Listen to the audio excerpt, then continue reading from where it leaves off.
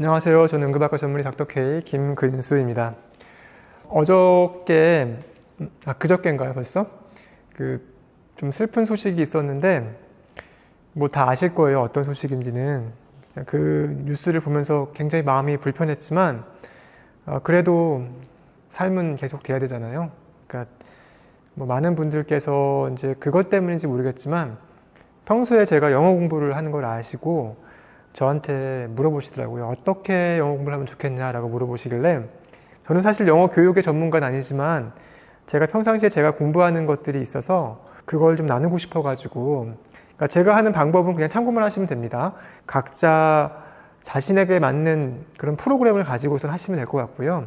저는 오랜 시간 동안 공부를 하다 보니까 영어 공부는 저한테는 이렇게 하는 게 맞겠다 싶은 생각이 있어서 지금 이렇게 하고 있습니다. 저는 영어를 거의 매일같이 하고 있어요. 평상시에는 이제 주로 이지 잉글리시라고 하는 요 영어 회화 교재를 보고 있고요. 또 한 가지는 요 코리아 타임스 영자 신문을 같이 구독하고 있습니다. 그러니까 매일 기사를 읽는 거예요. 매일 뉴스 기사를 읽으면서 영어를 정리를 하게 되고, 그 다음에 이 이지 잉글리시를 제가 보는 이유는 뭐냐면 제목은 이지하잖아요. 근데 사실은 내용은 이지하지 않아요. 단어는 쉽지만 그런 표현들을 우리가 과연 쓸 수 있을까 생각해보면 쉽지 않거든요. 그러니까 예를 들어서 오늘 공부한 내용이 여기 보시면 19일자에 나왔던 내용이고, 제목은 여기 보시는 대로 이렇습니다. I actually dropped the ball at one point 라는 표현인데, drop the ball 하면은 이제 공을 떨어뜨리는 거잖아요. 근데 그건 직역을 했을 땐 그렇지만 실제 의미는 내가 어느 순간에 그 흐름을 놓쳤다는 거예요. 그러니까 이 내용은 그 에릭이라고 하는 등장인물이 자기가 어떤 발표를 하는 순간에 너무 정신이 없이 흐름을 놓쳤다는 거죠. 너무 긴장했기 때문에 그렇겠죠. 흐름을 놓친 적이 있었다는 내용이 나오고, 그런 내용을 바탕으로 이제 컨버세이션이 만들어진 거거든요. 여기 보시면은 이제 And your closing statement was powerful. I'm relieved to hear that. But you know what? 이렇게 나와요. You know what?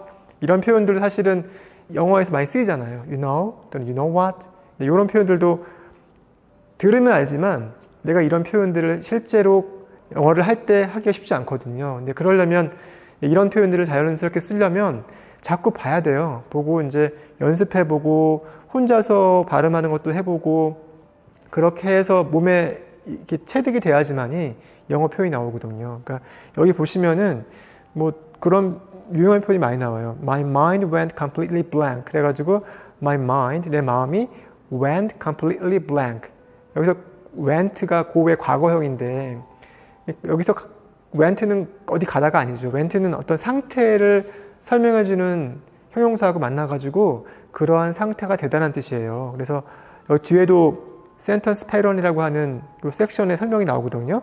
그러니까 go 플러스 형용사가 그 형용사는 상태를 나타내는 형용사죠. 어떤 형용사가 표현하는 상태가 되었어요 라고 하는 그런 문장이 된단 말입니다. 그래서 Mary went crazy hearing that.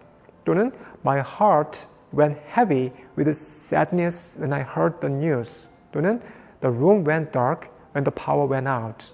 Went dark 하면은 어두워진다는 뜻이고, went heavy 하면은 이제 마음이 무거워졌다는 뜻이고, 그리고 went crazy 하면은 여기서는 뭐 화가 났다 아니면은 뭐 흥분하게 됐다 뭐 그런 표현으로 쓰이는 거예요. 그러니까 go가 가다가 아니라 이렇게 어떤 상태를 표현하는 형용사하고 만나서 어떤 상태가 되다라는 거죠. 그러니까 예전에 우리 중학교 때 배웠던 아주 쉬운 표현이지만 이거를 우리가 일상 영어 회화를 할 때 내가 말을 할 수 있으려면 자꾸 연습을 해봐야 돼요. 들어서 아는 것과 읽어서 아는 것은 가능한데 내가 실제로 이런 표현들을 하는 건 또 별개의 문제거든요. 그냥 그렇기 때문에 저는 이제 이지 잉글리시에 나오는 표현들을 좀 보면서 제 걸로 만들려고 노력을 많이 해요. 그래서 여기 보시면은 이제 단순히 그런 표현 하나만 나오는 게 아니라 in other words라고 해가지고 이렇게 말할 수도 있어요 라고 하는 게 있어요. 여기 보시면은 이제 여기서 아까 나왔던 것 중에 하나가 I actually dropped the ball at one point 라는 표현 나왔잖아요. 그거를 두 가지 다른 표현으로 만들 수가 있는데 Suddenly I couldn't think of what to say next 이렇게 할 수도 있고요. 또는 In the middle of the pitch I lost track. 그러니까 이렇게 할 수도 있어요. 그러니까 같은 의미긴 한데 다른 표현인 거죠. 하나의 의미를 설명한다고 하더라도 다르게 할 수 있잖아요. 우리말도 마찬가지로.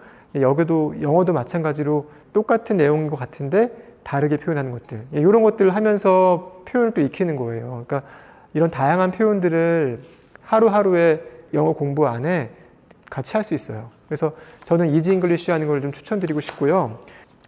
코리아 타임스를 보는 거는 어휘를 익히기 위함이에요. 매일매일 새로운 어휘를 만나서 그 어휘들을 자꾸 익히고 그 어휘들이 어떤 의미를 갖는지 어떻게 쓰이는지를 좀 알고 싶은 거거든요. 그러니까 로버트 파우저라고 하는 그 선생님이 계세요. 그분은 언어를 굉장히 많이 하시거든요. 한국어 정말 유창하게 하시고요. 일본어 할 줄 아시고요. 미국 사람이기 때문에 미국 영어 당연히 할 줄 아시죠. 그리고 스페니쉬도 할 줄 아세요. 또 독일어도 할 줄 아세요. 이분이 이렇게 외국어를 배우다 보면서 그 터득하게 된 노하우들이 있어요. 그걸 책으로 만든 게 있는데 외국어 학습담이라는 책이 있습니다. 이 로버트 파우저 선생님이 쓰신 책을 보면은 이런 내용이 나와요. 이분이 일본어를 배울 때 정말 일본 신문을 많이 보셨대요. 그 신문을 보셨던 이유가 뭐냐 하면 바로 어휘력입니다. 어휘를 키우기 위해서 일본 신문을 계속 보신 거예요. 그리고 이 어휘력이라고 하는 것 자체가 그 언어를 배우는 데 있어서 굉장히 기본적인 가장 밑바탕이 되기 때문에 어휘력이 있으면 또 다시 그 어휘력을 활용해서 문장을 만들 수 있고 그 문장을 통해서 이제 자꾸 체득하다 보면은 제가 그 언어를 굉장히 유창하게 할 수 있게 되는 것이죠. 그래서 저도 마찬가지로 이 코리아 타임스를 매일 읽습니다. 그러니까 오늘 나왔던 주제는 그 미국 연준의 금리에 대한 거예요. 그러니까 요즘에 미국 물가가 거의 3% 이상 넘잖아요. 그렇기 때문에 과거에 3번 정도의 금리 인하가 있을 거라고 기대를 했었는데 요즘 시장 분위기가 2번으로 줄 것 같다. 그랬다가 연준이 이번에 발표했던 것을 보니까 3번을 한다고 발표를 했단 말이죠. 그래서 신문 기사가 BOK rate cut possible after June following dovish Fed signal 이라는 제목이에요. 그러니까 dovish라고 하는 거는 비둘기의 온건한 그런 뜻이잖아요. 그러니까 dovish Fed signal이라고 하는 것은 온건한 미 연준의 그 시그널 이후에 6월 이후에 BOK 한국은행은 rate cut 금리 인하를 possible 할 가능성이 있다는 거죠. 그러니까 이렇게 해서 이제 하나의 기사를 보면서 많은 표현들을 또 배울 수가 있어요. 그러니까 여기 보면은 이제 이런 게 나옵니다. Another factor at play is the fluctuation in consumer price growth. 그러니까 여기서 이제 at play라는 표현이 제가 오늘 읽은 저널에도 나오더라고요. 제가 오늘 읽은 저널이 Glucocorticoid Therapy and Septic Shock in Adults라고 하는 제목으로 나와 있는 저널인데 여기에 보니까 이제 이 반가운 표현이 바로 나오더라고요. 거기에 이렇게 나오거든요. Glucocorticoid resistance has also been proposed as a possible mechanism at play in patients with sepsis and septic shock. 그러니까 at play, 아까 나왔던 건 똑같잖아요. 그러니까 이렇게 어휘를 익히게 되면 다른 문장을 보다가 이런 비슷한 어휘가 나오거나 이런 비슷한 그 phrase가 나오면 훨씬 더 이해가 쉽잖아요. 그래서 이렇게 어휘를 공부를 하게 되고 그리고 그걸 바탕으로 해서 내 언어를 좀 더 풍성하게 만들 수 있고. 그러니까 영어 공부를 매일매일 어휘 공부를 하면서 그 다음에 중요한 표현들을 일상 회화에서 사용할 수 있게끔 익히고 그거를 또 가지고 문장을 만들어 보고 또 이런 영어를 사용하는 방송들을 들어보는 거죠. 저는 이제 유튜브에 나오는 것 중에서 Bob the Canadian이라는 캐나다 선생님이 계세요. 이분은 원래는 뭐 영어 선생님 아니시지만 원래는 학교 교사신데요. 이분 프렌치도 하시거든요. 프랑스어를 굉장히 잘하세요. 이분이 하는 방송 들으면서 영어도 같이 배우고 영어에 익숙해지는, 소리에 익숙해지는 그런 연습도 하고요. 그렇게 해서 영어를 계속 합니다. 또 한 가지가 빠뜨린 게 있는데 직접 이걸 써봐야 되잖아요. 그러니까 저는 영어 온라인 플랫폼으로 나오는 캠블리라고 하는 플랫폼을 활용하는데요. 일주일에 3번 정도 원어민 선생님 만나가지고 영어 회화를 합니다. 그렇게 한 지가 벌써 한 3년은 됐어요. 그러니까 이렇게 매일매일 뭔가 꾸준하게 하다 보면 어느 순간 나도 모르게 영어 실력이 많이 올라가 있는 거를 느끼실 거예요. 저는 뭐 제가 영어를 정말 잘한다라고 하진 않지만 그래도 내가 어디 가서 내가 하고 싶은 말은 할 수 있게끔 하려고 매일 공부를 하거든요. 그러니까 이렇게 꾸준하게 각 부분에 대해서 연습을 하시면서 공부를 하다 보면 여러분의 영어 실력은 굉장히 좋아질 거예요. 근데 비단 영어뿐만이 아니라 다른 언어를 배울 때도 마찬가지입니다. 이렇게 어휘를 익히고 그 표현을 가지고선 다양한 것을 내가 하고 싶은 말을 해보고 그리고 자꾸 들어보고 그런 것들을 같이 반복하다 보면은 그 언어가 나의 언어가 될 거예요. 비록 우리가 네이티브 스피커만큼은 잘하지 못하겠지만 어느 정도 이상은 대화를 통해서 내가 하고 싶은 말을 할 수 있는 그런 수준에 이르지 않을까 생각합니다.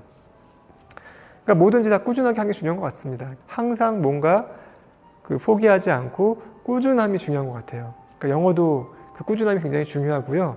그 꾸준함을 유지할 때 이제 이런 4가지 부분에 있어서 내가 선택한 것들을 가지고 계속 노력하시다 보면은 분명히 좋은 결과가 있을 거라 생각합니다.